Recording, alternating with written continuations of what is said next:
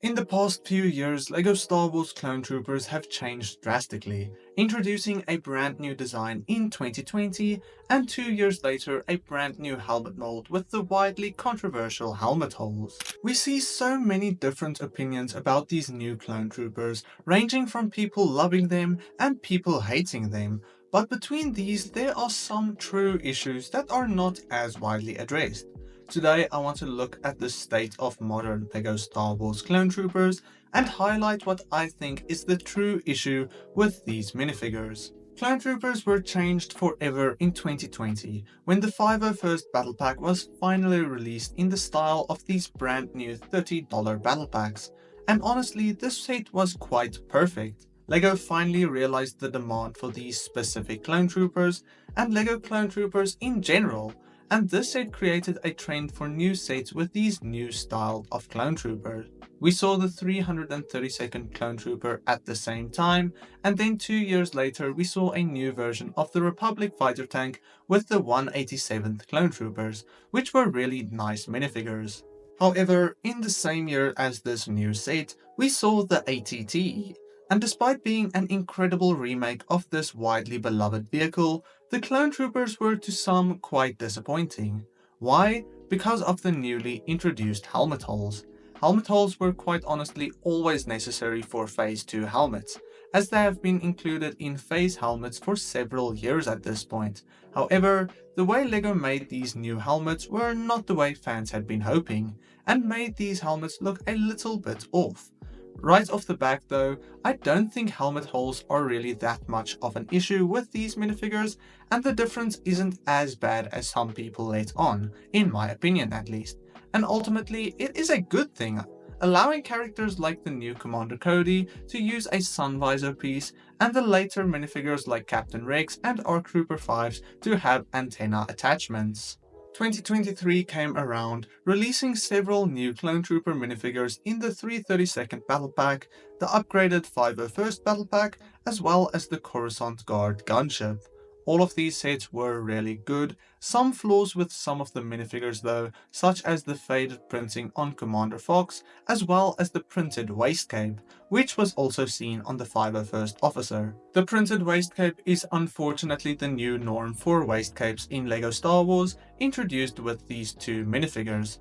We see this on Captain Rex and ARC Trooper 5s as well, which of course isn't ideal and quite a fair issue on these beloved clone troopers.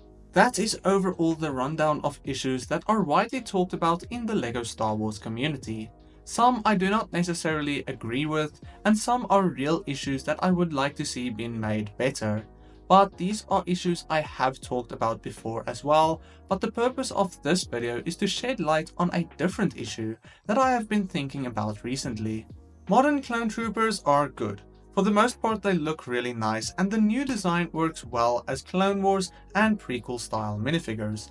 We see them quite a lot in several sets every year at this point, battle packs as well as small and larger playsets alike.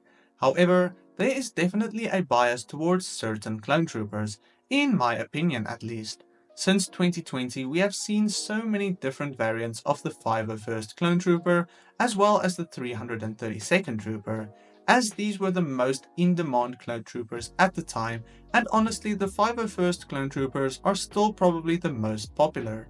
But by now there are so many different ways people could have strengthened their 501st armies through battle packs and smaller playsets. I think the newer 501st Battle Pack is one of the better battle packs ever made, but was it really necessary to have a new 501st Battle Pack on the market just yet, or was it LEGO just capitalizing on the popularity of these clone troopers as seen with the previous set? But I think this set might have done even better if it was a different Clone Trooper Battle Pack, maybe 212 troopers from the ATTE, or even something new such as Wolfpack Troopers, 327th Skycorps Troopers, or even Kashyyyk Troopers. Of course, Captain Rex as a 501st Trooper in the Minotaur and the Microfighter was a very necessary minifigure to make. However, looking at ARC Trooper 5s that was made a few months later, was it really necessary to have a new 501st name character just yet, and in this way? Don't get me wrong, I think Fives is a minifigure that definitely should be in LEGO in some form, but putting him in this anniversary set wasn't as good of an idea in my opinion, as this is a character that could easily be in other Clone Wars based sets and would be a better thing to do. Alternatively, we could see a brand new clone trooper that wouldn't really work in some other sets in this anniversary set, such as Commander Doom, Commander Bakara, or even Commander Bly, although I think he would make for a good minifigure in some sets such as the AT-OT in the future. Ultimately, what I am actually trying to say is that the true issue with LEGO Clone Troopers right now is the variety problem. We see so many similar clone troopers when something new might be so much better, such as these different commanders, different legions, and different styles of clone trooper.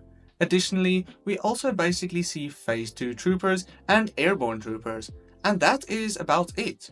Why not bring the ARF trooper to modern LEGO Star Wars again, or the Bark Speeder drivers, or even the Phase 2 pilots? And then of course, even further than that could be the Galactic Marines, which are widely sought after clone troopers as well. Phase 1 clone troopers are also being neglected quite heavily, with only basic minifigures being made every now and then.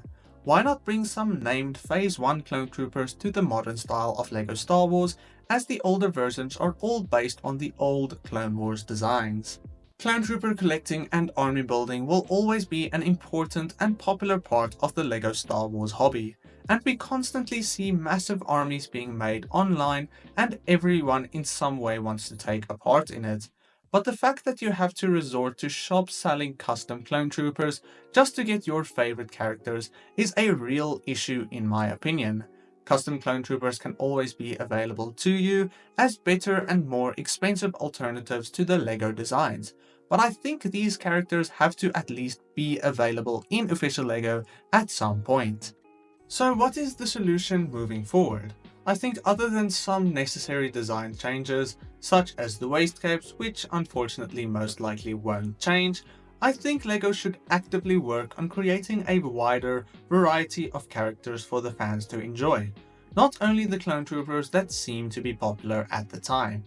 When we inevitably see a new clone trooper battle pack, make it something new with a new minifigure to add to our collections, and perhaps look at some more niche areas in the Clone Wars and the Bad Batch, giving opportunities to create characters such as the Clone Commandos, Captain Hauser, and so many different named commanders from the Clone Wars.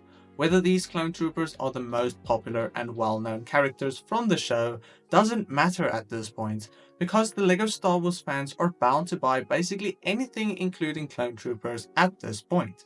So LEGO doesn't have to simply look at what's trending, because, well, any new clone trooper will be bound to be trending in a new LEGO Star Wars set.